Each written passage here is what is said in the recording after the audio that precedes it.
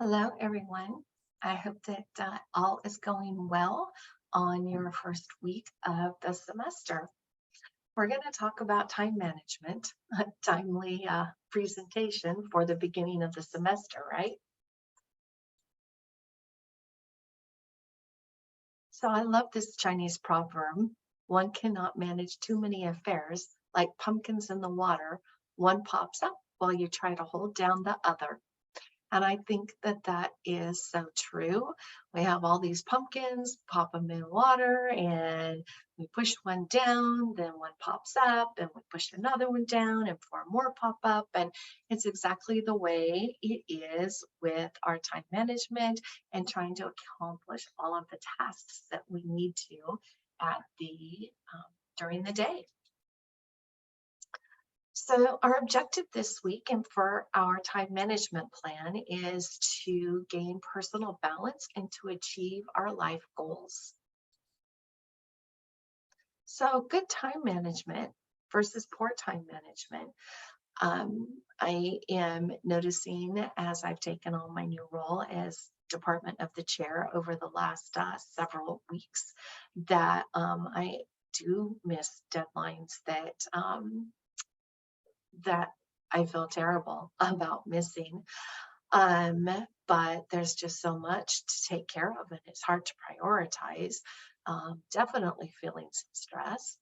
Um, I'm fortunately feeling that there is direction and that I do have purpose. I just need to figure out how to balance that. And I think everyone can relate to that. So when we have good time management, we lower our stress because we feel like we're getting everything accomplished that we need to get accomplished. And it feels really good to get that accomplished. We also feel really great about progressing towards our meaningful goals. If we don't have those meaningful goals and we're not feeling that we're accomplishing those goals, then maybe we start to feel that things are, kind of just stuck, and we lose direction of where we want to go.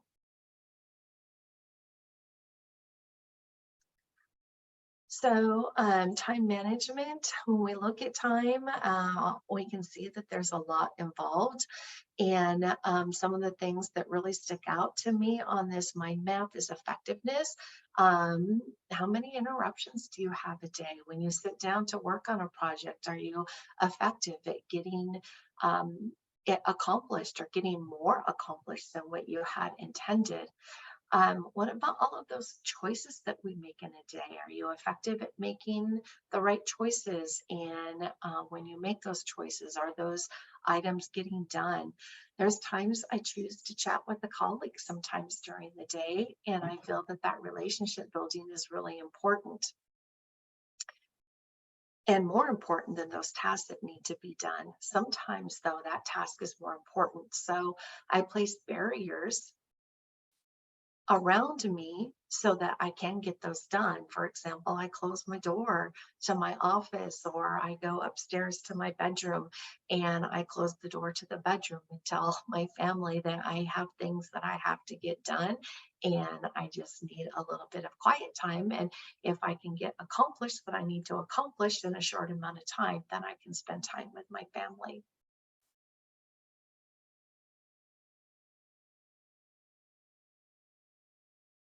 So, our time management principles, how do we go about assessing our time management? We track our time. We also need to set goals, and we all know about prioritizing things. Sometimes that family has to come first, sometimes that research project has to come first. We need to make our plan, and we need to, more importantly than even making the plan, right, is working that plan. We can develop that plan all we want, but if we're not effectively working that plan and staying accountable to that plan, then we spent a lot of wasted time creating that plan.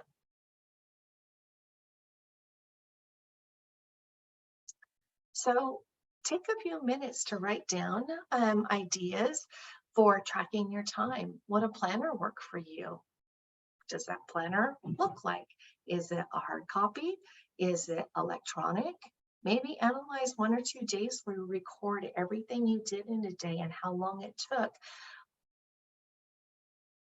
prepping meals, grocery shopping, writing a section of your research project, typing a discussion board. How long does that take? Are you productive during that time, or do you have distractions that are happening? Does your husband ask you a question? Does your child need something washed, laundry done for the next day? That type of thing.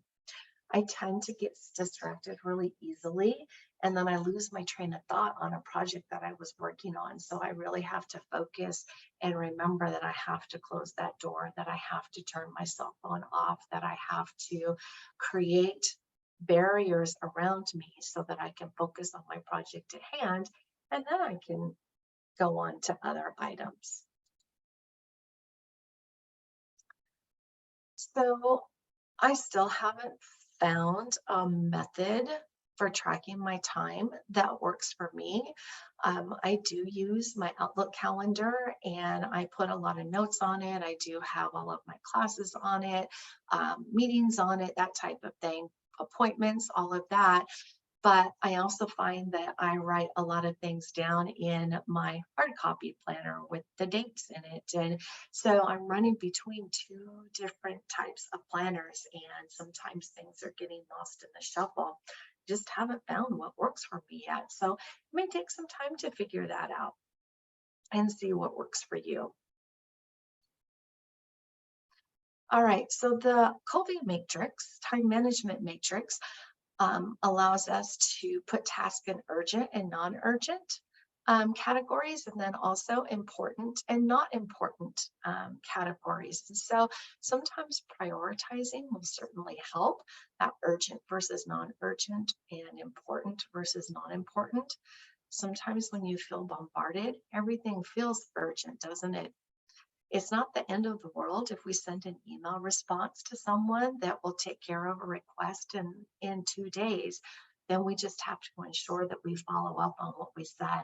This is something I continue to fine tune, especially since January when I became chair of the program. There's a lot of emails in my inbox, and it's taking some time to figure out how to make that work best and to respond as quickly as possible. So try doing your own matrix. Take a few minutes, pause the video, and do your own matrix. When you're working on your matrix, remember to be precise. Remember those lifetime goals and the big picture and the small term goals. And remember, goals should be realistic. So why do you set those goals? If you don't have goals, then we can't enjoy our successes. And by setting those goals, especially the ones that we thought we could never accomplish, we learn just how capable we are. For me, this was grad school, something I never thought that I could accomplish. And one day I just decided to give it a shot, and the rest is history. So there's a lot of different categories. For goals, we have a lot of different aspects to our lives. So be sure to address goals you have in all aspects of your life. Are you artistic? What about your attitude? Sometimes I really need to set some goals for my attitude, especially when I come home from school and I'm really stressed and I forget that my family needs my time too. And sometimes this is really hard for me to remember that and not to let that stress come through. So that's a goal of mine, to be present, pleasantly present when I'm here at home. And so when you're setting your goals, remember these have to be SMART goals. You have to be specific, and you want to measure so that you understand what your outcomes are and that you've met your outcomes. And I think attainable is really, really important. Make sure that there are small goals in the beginning and you're working towards a bigger goal down the road. And also set a date, set a time. If you don't set a time, then are you going to accomplish what it is that you need to accomplish? So to complete my MSDH is a goal, but set a date to complete it. Are you going to complete it by January 2023, January 2025, January 2020, whatever it is, set that date. All right, so here's a chance for you to practice what we just talked about, writing 3 large goals. Is it going to be school? Is it going to be attitude? What is it going to be? Is it going to be exercise? Is it going to be setting healthier eating goals? And then write 2 small goals under, and then record the tasks. And there's 3 slides in the PowerPoint within Canvas for you to do this.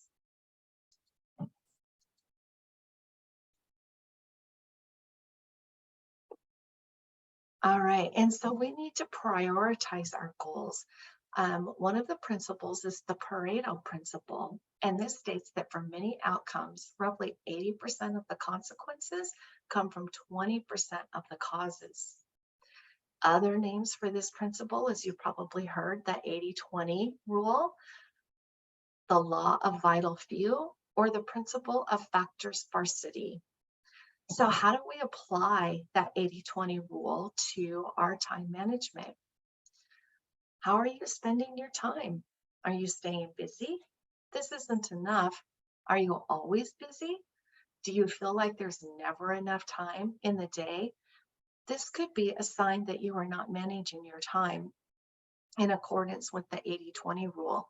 When you focus, it is just on that 20% of critical tasks, you should find that you have much more free time.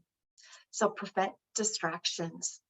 If you're spending 20% of your time, we're hoping that that time is so useful that you're accomplishing 80% of the goals that you want to accomplish. So again, one of the big things is preventing those distractions. How many times do you look at your phone when you're working on a project?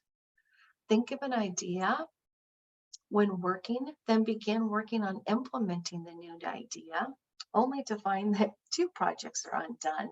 So you have a big project that you're wanting to work on, and it's kind of tough and it's going to take a lot of time for you to accomplish it. Or you have a couple of little things that you know that if you spent a half an hour taking care of these things, you could get 2 things checked off your list. Well, then you still have that big project to do. And what happens? That big project keeps getting put off and put off, and then all of a sudden it's due in 2 days. And what happens? I get really stressed. I end up with sleepless nights because I'm up all night taking care of that project to get it done. So make sure that you're tracking your time to see what your distractions are and where the most productive time occurs. Distractions happen a lot for me at school. Again, there's, if I keep my door open, students are coming in all day and I love that. But then I find it's 5 or 6 o'clock at night and I've accomplished nothing. And I shouldn't say I accomplished nothing. I built relationships with students or with other colleagues, but my projects haven't gotten done. My quiet time tends to be in the early morning when everyone else is asleep. So I get up early and I can spend a few hours of focused time without distractions, and my house is really quiet. Rewrite your to-do list. Create a new to-do list with the 80-20 rule in mind, and think about how each item relates to your SMART goals and how much impact these individual tasks will have. Remember the priorities and place easier items lower down on your to-do list. Again, that goes back to wanting to check a number of things off that to-do list, but then what happens? Your big project that's going to take a little bit more work, it gets put by the wayside, and then your major stress as the deadline approaches. Maybe break that bigger project down into little pieces that I'm going to accomplish this section of this huge project on this day, and I'm blocking out this time in my schedule to do that. I make an appointment with myself to do that actually. So it's on my calendar.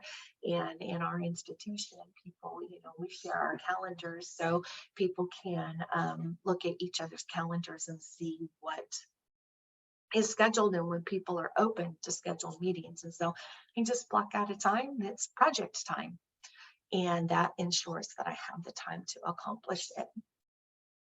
So it's important to analyze your progress and to revise if needed. We always have to kind of go back to the drawing board sometimes. And so always remember to, you can delegate those tasks when you're able to. Is there somebody else that can do part of a project? Or maybe it's kids' night to do the dishes or to cook dinner, or your partner's night to do dishes or cook dinner.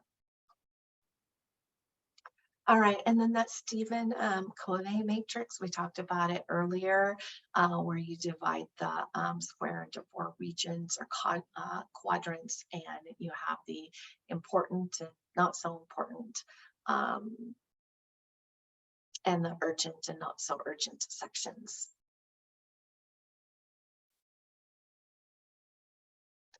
So that personalized, or that time management plan, it should really be personalized. One time management plan does not work for all.